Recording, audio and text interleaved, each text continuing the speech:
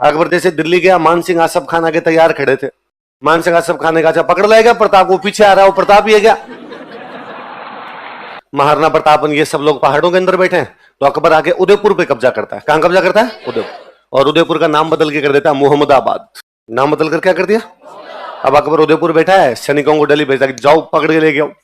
सैनिक जाते, पहाड़ों के अंदर कुट पीट के वापस आ जाते। कारण भाई पहाड़ों के रास्ते नहीं पता, मेवाड़ वाले लोकल है, उनको एक एक रास्ता पता है, उनको रास्ते नहीं पता। फिर लोकल जो पब्लिक है वो अपने राजा का सपोर्ट कर रही है, वो बता देती मुगलों की सेना यहां से आ रही, यहां से नहीं आ रही। तीसरा, पहाड़ों में बड़ी सेना जा नहीं सकती, छोटी छोटी टुकड़ियां जाती, उन पर वो आक्रमण कर देते।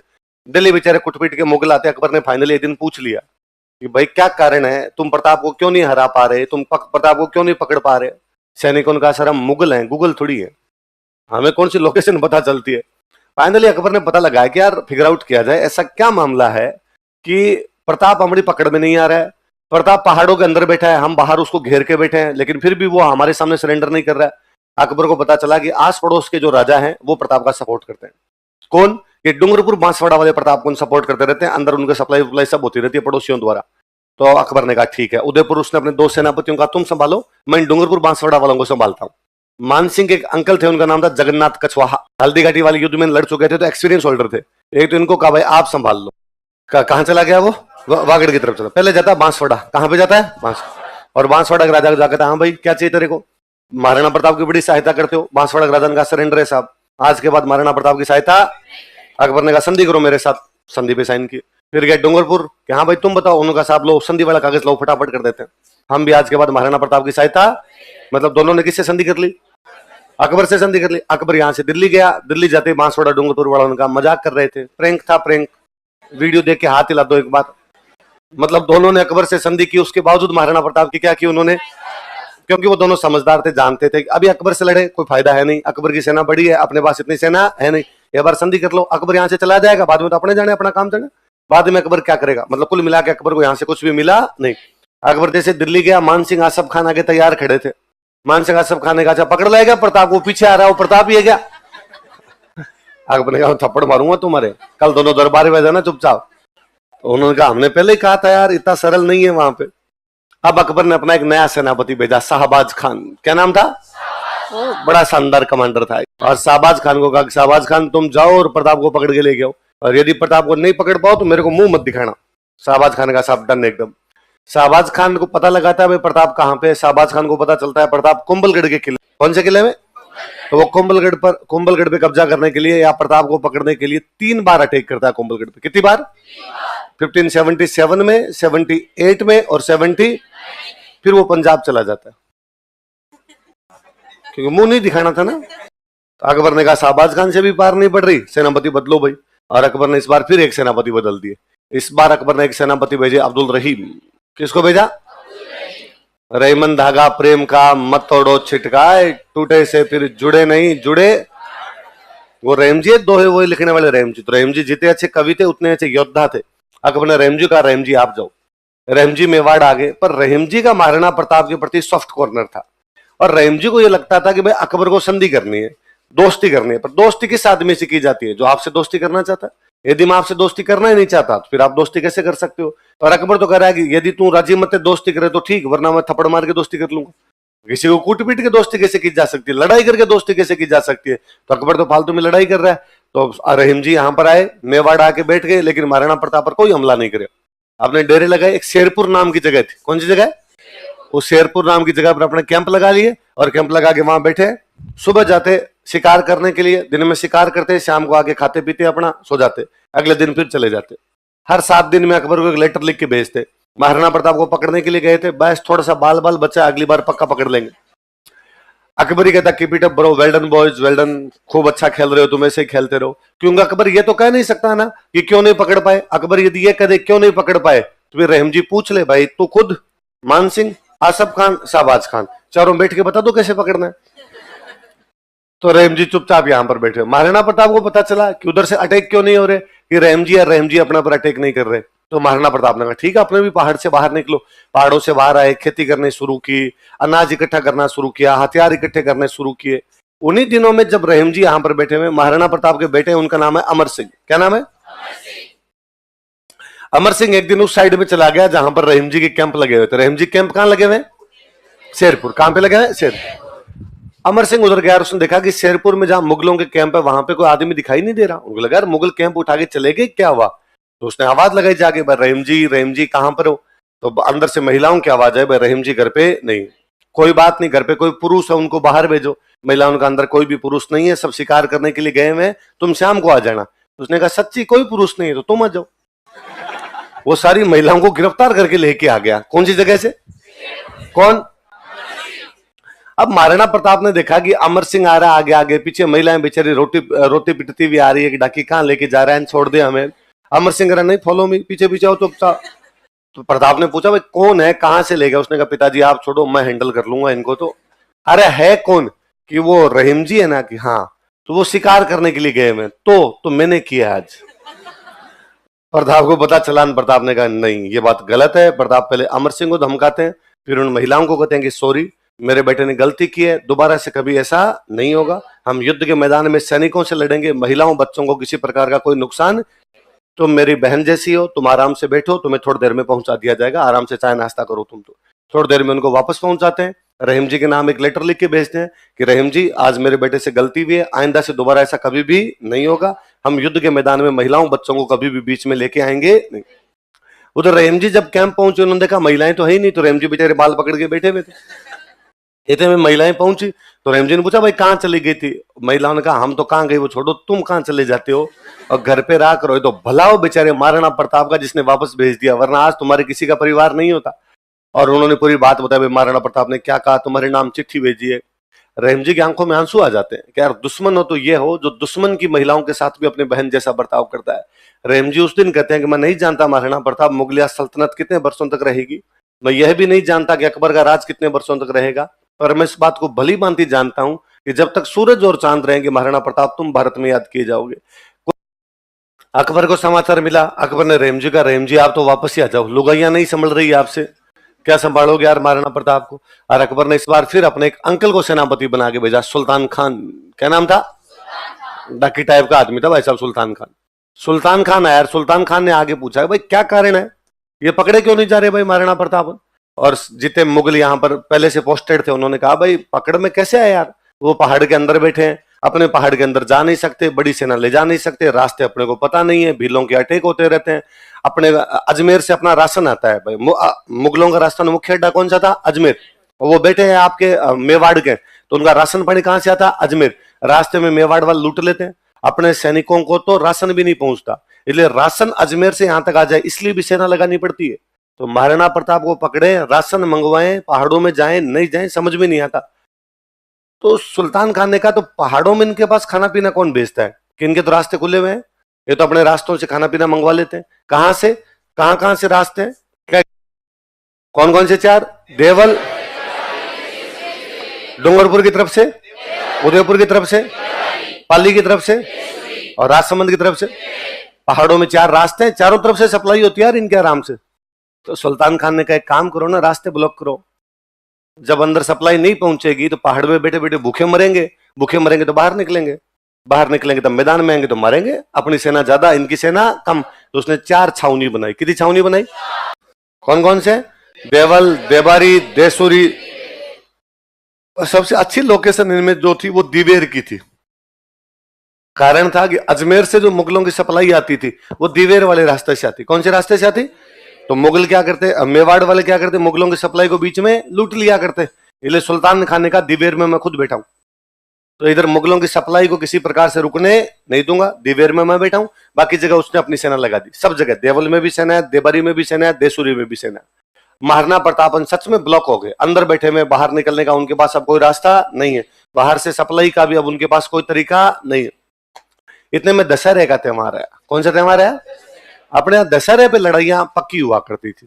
कारण है कि दशहरे पे हथियारों की पूजा करते हैं, हथियारों की पूजा के लिए कहा जाता है कि तलवार की पूजा, तो तलवार म्यान से बाहर निकली, अब उसकी पूजा की, तिलक लगाया, अब वो म्यान में तभी जाए जब उसमें खून लगे, तलवार पे बिना खून लगे वो अंदर जानी नहीं चाहिए। तो राजाओं के टाइम में आसपास में कोई ना कोई छोटा मोटी लड़ाई कर ही लेते। उस ये जो दशहरे की ऐसी लड़ाइयां होती इनको बोलते टीका दौड़। क्या बोलते? उन पे टीका लगाया, तिलक लगाया, अब बाद में लड़ाइयां होगी, लड़ाई क्या बोलते हैं? टीका दो। या राजा के राज तिलक की एनिवर्सरी वगैरह होती है, उस पर भी जो लड़ाइयां वगैरह करते हैं उनको भी क्या बोलते हैं? टीका दो। तो अब दशहरे की पूजा की, महाराणा प्रताप ने पहाड़ों में बैठ के फिर कहा भाई अब हथियारों की पूजा हो गई, अब हथियारों की खून लगाएं, युद्ध करें कहीं पर आसपास।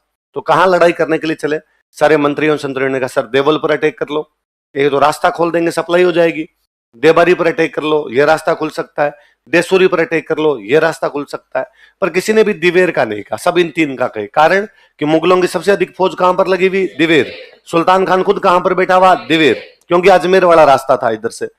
तो महाराणा प्रताप ने कहा भाई दिवेर क्यों नहीं, हम देवल देबारी देसूरी पर अटैक क्यों करें? ये सर इधर सेना कम है, आराम से जीत जाएंगे। बाद में दिवेर में सेना ज्यादा है, सुल्तान खान खुद बैठा है, तो वहां पर वो थोड़े ज्यादा चौकन्ने हो रखे। महाराणा प्रताप ने कहा ना, वो सबसे कम चौकन्ने कहां पर है? वो अनिश्चित है, दिवेर के अंदर वो निश्चिंत नहीं है। और वो सोच रहे हैं भाई इधर तो वो सॉरी दिवेर में वो निश्चिंत है, वो सोच रहे हैं कि दिवेर पर कोई भी अटैक होगा नहीं। तो वो यहाँ पे तो यूं सोच ही रखा उन्होंने कि उनको लगता है कि जब तुम सोच रहे हो कि अपने को अटैक नहीं करना चाहिए, तो वो भी सोच रहे होंगे कि यार यहाँ पर तो कोई भी अटैक होगा नहीं, इसलिए यहीं पर करते हैं, मौका ही मत दो। इसलिए दिवेर पर सर्जिकल स्ट्राइक की गई, अचानक हमला किया गया, सारे मुगली मार दिए थे, भयंकर मारे थे, भयंकर। या तो सरेंडर करवाया था, या मार दिए गए थे, या यहां से भाग गए थे। दिवेर का युद्ध। सुल्तान खान को महाराणा प्रताप के जो बेटे अमर सिंह, वो भाला मारते हैं, भाला आर पार निकाल देते हैं, यहां से निकलता है पीछे से पार निकल जाता है। कहते हैं युद्ध जब समाप्त होता है, सुल्तान खान घायलों के अंदर पड़ा था, तो महाराणा प्रताप मिलने के लिए गए कि भाई इतना बड़ा सेनापति है, घायल पड़ा है, तो मिलने के लिए जाते हैं। तो सुल्तान खान ने महाराणा प्रताप मिलने के लिए गए, तो उससे पूछा भाई तेरी कोई अंतिम इच्छा तो बता दे, मरते हुए आदमी से अंतिम इच्छा पूछी जाए। तो उसने कहा मैं उस बंदे को देखना चाहता हूं जिसने मेरे भला मारा है, मैं सुल्तान खान हूं, एक बार तो आंखें बड़ी करूं ना तो आदमी को डर लगता है, और यार एक मेरे भला मारा, आर पार निकाल दिया। तो महाराणा प्रताप को लगा रही है मरता हुआ आदमी है, अब अमर सिंह को बुलाएंगे, अमर सिंह अपने कैंप में बैठा है, तो उनके पास में कोई दूसरा फौजी खड़ा था, उन्होंने उसको आगे ये था, इसने भला मारा था। सुल्तान खान पड़ा है, मर रहा है, तो भी मुस्कुरा के कहता है कि इसको तो मैं पड़ा पड़ा मार दूं। इसकी औकात थोड़ी है मेरे भला मारे। तो सच सच ही बताओ यार किसने मारा था? फिर महाराणा प्रताप अमर सिंह को बुलाते हैं, अमर सिंह बुला कहते हैं मेरे वाला ही था। सुल्तान खान कहता है बहादुर पिता के बहादुर पुत्र। महाराणा प्रताप अमर सिंह कहते हैं कि इसके मुंह में गंगा जल डाल दे। मरते हुए आदमी के मुंह में गंगा जल डाला जाता है, अब उसके मुंह में गंगा जल डाल दिया, पर सुल्तान खान की सांसें नहीं निकले, तड़पे बेचारा वो, क्योंकि उसके भाला फंसा हुआ। घायल आदमी के साथ सीधा सीन है कि जब तक पूरा खून बाहर नहीं आएगा तब तक मरेगा नहीं। भाला फंसा हो तो खून नहीं निकल रहा उसका, टप टप टप धीरे धीरे निकल रहा, तो जब तक पूरा खून नहीं निकलेगा मरेगा नहीं, तब तक तड़प तड़प के मरेगा। तो महाराणा प्रताप ने अमर सिंह को कहा इसका भाला बाहर निकाल दे, एक झटके में भाला बाहर आएगा, खून सारा बाहर आ जाएगा, एक साथ ही मर जाएगा, क्यों तड़पे बेचारा, मरना तो यही। सुल्तान खान इतना मोटा आदमी था, अमर सिंह से भाला बाहर नहीं निकला, चलते युद्ध में अंदर तो धंस गया, और उसके वो पंसलियों में फंसा हुआ। फिर अमर सिंह उसके दोनों टांगों पे टांगे रख के खड़ा होता है, दोनों हाथों से भाला खींचता था, भाला निकलता था, सुल्तान खान मरता है। जेम्सटोड दिवेर के युद्ध को कहता है ये मेवाड़ का मैराथन है। क्या कहता है? मेवाड़ का। जेम्सटोड यूरोप का था, यूरोप में एक देश पड़ता है ग्रीस। कौन सा देश? जिसको हम यूनान कहते हैं। यूनान में एक जगह है, उस जगह का नाम है मैराथन। क्या नाम है जगह का?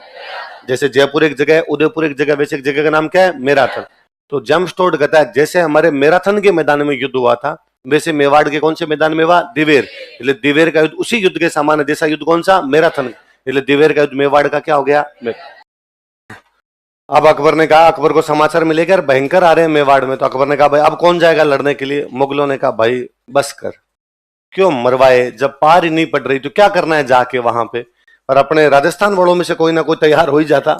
मानसिंह वाले अंकल है वहां पे, जगन्नाथ कछवा, उन्होंने अकबर को कहा मैं एक बार जाके देखूं। अकबर ने कहा अरे मुगल सेनापतियों की तो पार नहीं पड़ रही, तू जाके देख ले। तो 1585 में अटैक करता है जगन्नाथ कछवाहा पर, भाई उसकी भी पार पड़ी नहीं। ये अकबर का महाराणा प्रताप पर लास्ट अटैक है। इसके बाद अकबर ने महाराणा प्रताप पर कोई अटैक ही नहीं किया। महाराणा प्रताप की डेथ होती है 1597 में। कब डेथ होती है? और जैसे ही महाराणा प्रताप की 1597 में डेथ हुई, महाराणा प्रताप के बेटे राजा बनते हैं अमर सिंह। कौन बनते हैं? अकबर ने वापस अटैक किया। मतलब अकबर ने उदयपुर के या मेवाड़ के 3 महाराणाओं से लड़ाई की है, उदय सिंह, प्रताप, अमर सिंह, तीनों खिलाफ पार नहीं पड़ी। उदय सिंह ने संधि नहीं की थी, प्रताप ने संधि नहीं की, अमर सिंह के टाइम अमर सिंह वापस लड़ लेता है, अमर सिंह वापस संधि नहीं करता अकबर से। पर अकबर ने 1585 से 1597 तक, जब तक महाराणा प्रताप जिंदा रहे तब तक अकबर ने इधर कोई भी अटैक, इन बिटवीन 12 साल का टाइम। कितने साल का टाइम है? इन 12 साल के टाइम में अकबर ने काबुल पर अटैक किया, कश्मीर पर अटैक किया है, पंजाब पर अटैक किया है, बंगाल पर अटैक किया है, बिहार पर अटैक किया है, साउथ इंडिया पर अटैक किया है। कुल मिला के उसने पूरे भारत पर अटैक किए, मेवाड़ को छोड़ के। किसको छोड़ के? क्योंकि अकबर प्रैक्टिकल है, वो बहुत इंटेलिजेंट आदमी, वो समझता है कि आरएस में पार नहीं पड़ेगी, पटवारी ग्राम सेवक दे लेते हैं, तो उसने बाकी सब जगह अटैक किया। ऐसे कैसे हो सकता है यार कि आप काबुल कश्मीर पर अटैक कर दो और नाक के ठीक नीचे मेवाड़ पड़ा, यहां पर अटैक नहीं करो। उसके समझ में आ गया था कि इधर अपनी पार पड़ने वाली। तो अंतिम आक्रमण करने के लिए कौन आया मुगलों की तरफ से? जगन्नाथ कछवाहा आमेर का है, आमेर के राजा का भाई है, भगवानदास का भाई है। तो प्रताप को बड़ा गुस्सा है। प्रताप लगा, अरे आमेर वाले क्या मांगते हैं? कभी मान सिंह आता है लड़ने के लिए, कभी जगन्नाथ कछवाहा लड़ने के लिए आता है, कभी भगवानदास समझाने आता है, कभी मान सिंह समझाने आता है। उसने कहा, आमेर वालों मैं तुम्हें बताता हूं, पहले मुगलों का बाद में देखेंगे, पहले तुम्हें देखते हैं। प्रताप आमेर पर अटैक करता है। कहां पर अटैक करता है? और आमेर वालों का एक भाग छीनता है, मालपुरा। क्या छीनता है? ये टोंक में अपनी जगह पड़ती है मालपुरा, ये आमेर वालों के पास में थी, लेकिन प्रताप ने छीन ली। क्या छीन लिया? मालपुरा। किससे? आमेर वालों। अब जब अटैक होने बंद हुए तो महाराणा प्रताप पहाड़ों से बाहर आए, मुगलों के जो जो जगह कैंप लगे थे उड़ाए कैंप सारे के सारे, और अपनी एक नई राजधानी बनाई, चावंड। कौन सी राजधानी? और मेवाड़ को वापस पुनर्व्यवस्थित करने का प्रयास किया। अब तक किसान भी तो सारे पहाड़ों में बैठे, लोग सारे पहाड़ों में बैठे, लोगों को गांव के अंदर भेजा, किसानों को खेतों के अंदर भेजा, फसलें वगैरह उगानी शुरू की। नई राजधानी कौन सी बनाई? यहाँ बैठ के दोनों काम कर रहे हैं। एक तो मुगलों ने जहां जहां कब्जे कर रखे हैं उन कब्जों को छुड़वाना है, क्योंकि जब ये पहाड़ों में बैठे थे तो मैदानी भागों में किसने कब्जे कर लिए? मुगलों ने। दूसरा, अब मैदानी भागों में वापस खेती करनी शुरू करनी है, किसानों को बसाना है। लोग इतने सालों से त्रस्त आ गए भाई अंदर बैठे बैठे, लोगों को भी तो हौसला देना जरूरी है। तो प्रताप ने वापस अपने कैंप जीतने शुरू किए। जो जो इलाके मुगलों ने कैप्चर कर लिए वापस जीते। उदयपुर पे कब्जा हो रखा है, गोगुंदा पे कब्जा हो रखा है, सब कब्जे छुड़वाए। महाराणा प्रताप अपने जीवन काल में 2 कब्जे नहीं छुड़वा पाए थे, चित्तौड़गढ़ और मांडलगढ़। कौन कौन से? तो 2 कब्जे वो नहीं छुड़वा। वो चित्तौड़ मंडल लेने की तैयारी कर रहे थे, इन बिटवीन चावंड के अंदर बीमार होते हैं, चावंड में डेथ हो जाती है 19 जनवरी 1597 में। तो गांव दान में देते, तब मैंने बताया था गांव लिख के दिया करते। किस पे लिख के देते? ताम्रपत्र। किस पे? तो प्रताप के खूब सारे ताम्रपत्र मिले हैं, जिनसे हमें पता चलता है कि उसने कई गांव क्या दिए थे? दान में। उनमें कई ताम्रपत्र ऐसे हैं जिससे पता चलता है कि उसने हल्दी घाटी युद्ध के ठीक बाद हल्दी घाटी के आसपास की जमीन दान में दी। कौन से युद्ध के ठीक बाद? कहां की जमीन दान में दी? अब यदि हल्दी घाटी युद्ध के ठीक बाद हल्दी घाटी के आसपास की जमीन प्रताप दान में दे रहा है, इसका मतलब हल्दी घाटी के आसपास की जमीन किसकी है? प्रताप की। इसका मतलब हल्दी घाटी युद्ध प्रताप जीता है। यदि वो युद्ध हारा हुआ होता तो आसपास की जमीन पर उसका कब्जा नहीं होता, और आसपास की जमीन पर कब्जा नहीं होता तो आप किसी कैसे दे सकते हो? आपके पास है वही तो चीजें दे सकते हो। तो आजकल जब हिस्ट्री वापस रीराइटिंग होती है, हिस्ट्री की लिखी जाती है कि हल्दी घाटी युद्ध में कौन जीता, तो हल्दी घाटी युद्ध में प्रताप जीता। उसका क्या एग्जाम्पल है कि ताम्रपत्र। ताम्रपत्र एग्जाम्पल है कि उन ताम्रपत्रों से पता चलता है कि आसपास की जमीन प्रताप ने किसको दान में दी है? लोगों को बांटी है। कहां की जमीन? हल्दी घाटी। इसका मतलब हल्दी घाटी युद्ध में किसकी जीत हुई है? प्रताप।